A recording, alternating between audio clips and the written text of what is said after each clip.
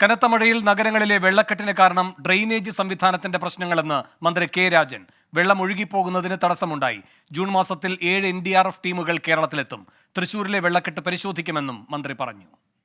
മൺസൂണിന്റെ ആദ്യ ക്വാർട്ടറിൽ കൂടി അതിതീവ്രമായ മഴയിലേക്ക് മാറിയാൽ നമുക്ക് പേടിയോടെ കാര്യങ്ങളെ കാണേണ്ടി വരും എന്നുള്ളത് കൊണ്ട് നല്ല മുന്നൊരുക്കം ആ കാര്യത്തിൽ ഉണ്ടാകണം എന്ന് നിർദ്ദേശം കൊടുത്തിട്ടുണ്ട്.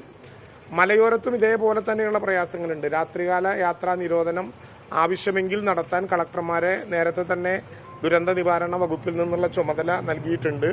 പക്ഷേ മണ്ണിടിച്ചിലും ഉരുൾപൊട്ടലും ഇതിന്റെ ഭാഗമായിട്ടുണ്ടാകും എന്നുള്ളത് കൊണ്ട് അക്കാര്യത്തിലും ഒരു ശ്രദ്ധ നല്ലതുപോലെ ഉണ്ടാകുന്നത് നന്നായിരിക്കും. നമുക്ക് ആവശ്യമായിട്ടുള്ള ഏതെങ്കിലും വിധത്തിലുള്ള പ്രയാസങ്ങൾ, താമസിക്കാൻ പ്രശ്നമുള്ള സ്ഥലങ്ങൾ, ശക്തമായ കാറ്റിന്റെ ഭാഗമായി മേൽക്കൂര പറന്നു പോകാൻ ഇടയുള്ള വീടുകൾ, വർണ്ണബിളാണെന്ന് തോന്നുന്ന സ്ഥലങ്ങൾ, ഓറഞ്ച് ബുക്കിൽ രേഖപ്പെടുത്തിയ സ്ഥലങ്ങൾ, ഇവിടെ നിന്നൊക്കെ ആവശ്യമെങ്കിൽ ആളുകളെ മാറ്റി സ്ഥാപിക്കാൻ വേണ്ടിയിട്ടുള്ള നിർദ്ദേശം നൽകിയിട്ടുണ്ട്. ഇപ്പോൾ കേരളത്തിലാകെ 9 ക്യാമ്പുകളെ ആരംഭിച്ചിട്ടുള്ളൂ.